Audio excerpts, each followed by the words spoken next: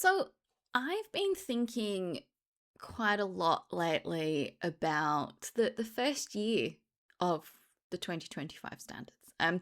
I did do a free episode of the Clued In podcast on this last week. I will link it below for anyone who's interested. But I do feel that there's more to be said.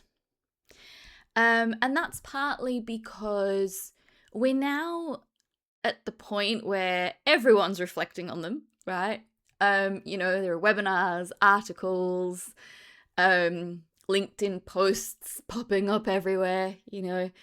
But also partly because I've spent the last year talking to a lot of people about them, right? And that's people at every level in the sector, right? Trainers, assessors, CEOs, compliance managers, quality managers, and also, fellow consultants. Pretty much anyone who's found themselves trying to make sense of the new standards and what they mean in the real world, right? What they mean in practice. And the more that I've reflected on those conversations, the more I found myself coming back to the same thing. I don't think the standards have changed our organizations nearly as much as people think they have. Now, of course, things changed, right? Policies changed and systems and documentation changed. We've had new concepts that have been introduced, let's say more formally, because I don't necessarily think they were new as in new to education, but certainly new in a formal sense in the vet sector. RTOs have invested a huge amount of time implementing these changes. So I'm not suggesting that nothing has changed, but what I am suggesting is that many of the challenges that people have attributed to the standards over the last year weren't actually created by the standards. The standards simply made them harder to ignore. And in fact, the more that I think about it, the more I think really that the standards acted like a mirror, right? They've reflected things back to us that had probably been sitting there all along, or at least for a decent chunk of time. Now, sometimes those reflections were encouraging. Sometimes they were uncomfortable. A lot of the time they were uncomfortable. They're usually interesting. I will give it that. And I think actually capability is probably the best example, right? I have lost count of how many conversations I've had over the last year where somebody's described a challenge to me and then they framed it as a compliance issue. But when we actually unpack the challenge, it almost always turns out to be something else. I'm told, we're struggling with self-assurance, or we're struggling with professional judgment or validation, evidence of continuous improvement. I've actually even had some people telling me that they're struggling to determine what good even looks like, right? Now, at first glance, we might think, okay, well, that's a compliance issue. But the more I have these conversations, the more I'm absolutely convinced that they're actually capability conversations, right? When somebody tells me that they don't know how to evaluate whether a process is effective, the issue's not compliance. When somebody tells me that they're not sure of how to demonstrate self-assurance, the issue is not compliance, right? The issue is capability. What knowledge do people have? What skills do they have? What confidence do they have? And also, what support is in place? What support do they have? What opportunities have our people within our organization had to develop those capabilities, right? And perhaps that's one of the biggest lessons from the first year of the 2025 standards, right? The standards didn't create capability gaps, but they've definitely exposed them. And I think this is really important to acknowledge, because compliance problems and capability problems require very different solutions. Compliance problems are usually addressed through systems and processes and controls, whereas capability problems are addressed through people, right? Through learning and support and professional development, maybe even coaching, most definitely through experience. And also through creating environments where people can build confidence in their judgment. But unfortunately, capability takes longer to develop than a procedure. And that's probably one of the reasons RTOs quite often default to the procedural response, because it's faster, it's easier, and it feels much more tangible, right? Developing capability is much harder, but I would go so far as to say that it's also much more important. Now, another thing that I think the standards have revealed is culture.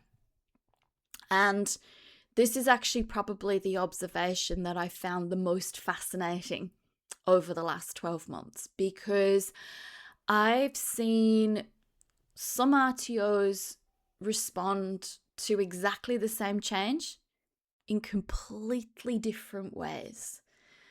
Some of them have approached, implementation with what I would say is genuine curiosity, right? They wanted to understand and learn and improve, see it as an opportunity rather than as a threat.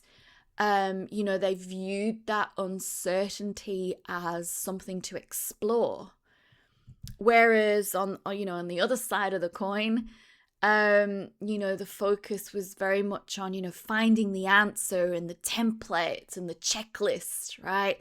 A definitive interpretation, something that would remove that uncertainty because it was seen as a threat, right? And I understand that, because uncertainty is uncomfortable, and there's lots of other uncertainties going on in the sector at the moment.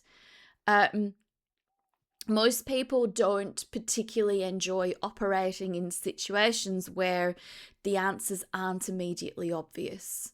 Now, what interested me wasn't the uncertainty itself, it's how the RTOs responded to it, because I think that's really where culture starts to reveal itself.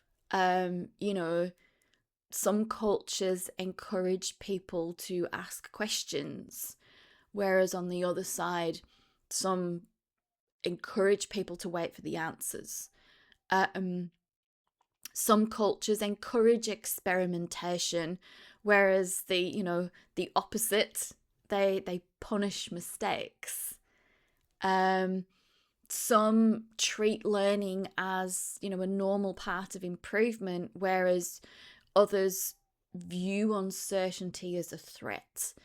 And I will say the standards didn't create those cultures. They've just given us an opportunity to see them much more clearly.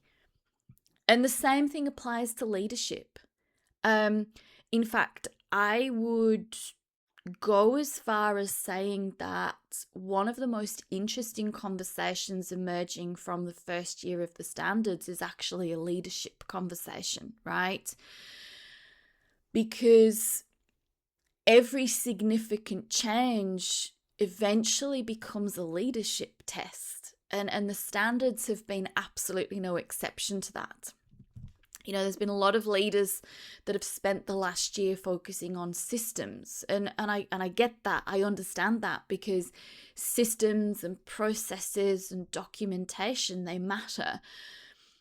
But the organizations that seem to have navigated the transition most effectively, though, they didn't stop at that. They also focused on their people and on capability, on communication.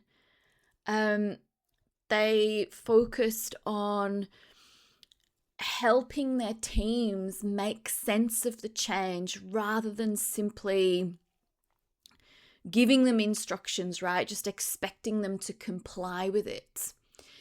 And one of the concepts that keeps appearing in discussions about the revised standards is self-assurance, right? It's one of the defining themes of the new framework, right? And self-assurance is fundamentally a leadership challenge. Think about the question that sits underneath self-assurance, right? How do we know?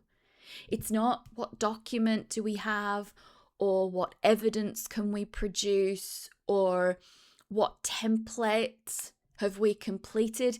It's how do we know? How do we know that our learners are actually receiving quality training? How do we know that our assessment decisions are sound and consistent? How do we know that professional development is actually making a difference? How do we know that our systems are effective? How do we know that our improvement activities are actually improving anything? They're actually improving the thing that we're setting out to improve. They're leadership questions. And they're questions that need curiosity, judgment, and a lot of reflection, right? They're questions that require RTOs to move beyond activity and start thinking about impact. And that is a much harder conversation to have, but it's also a much more valuable one for your business.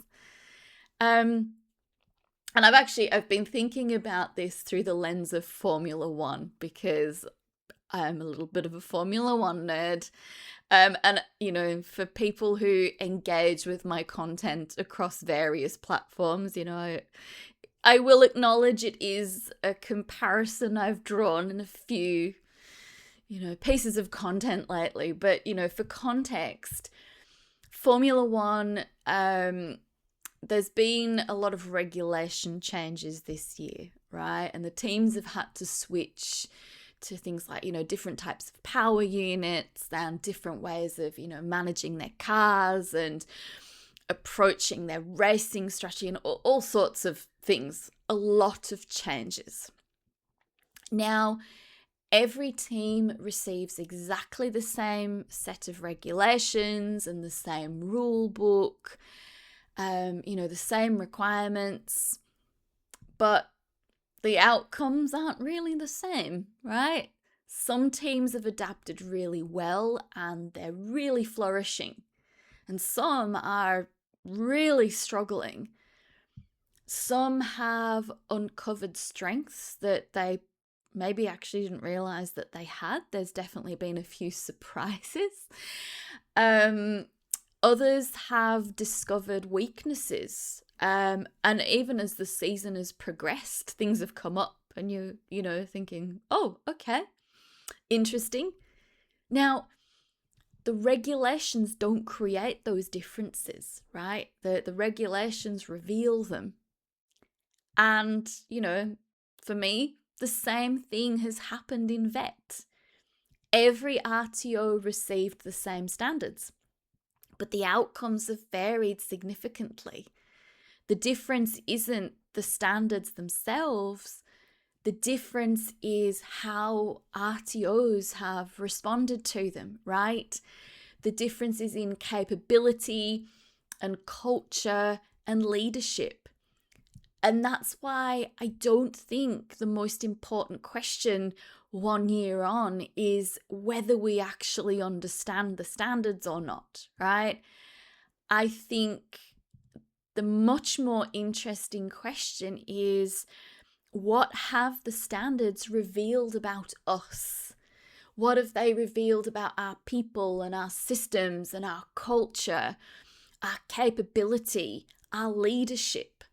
Because once we start engaging with those questions, then the conversation becomes so much more valuable. It shifts away from compliance towards improvement.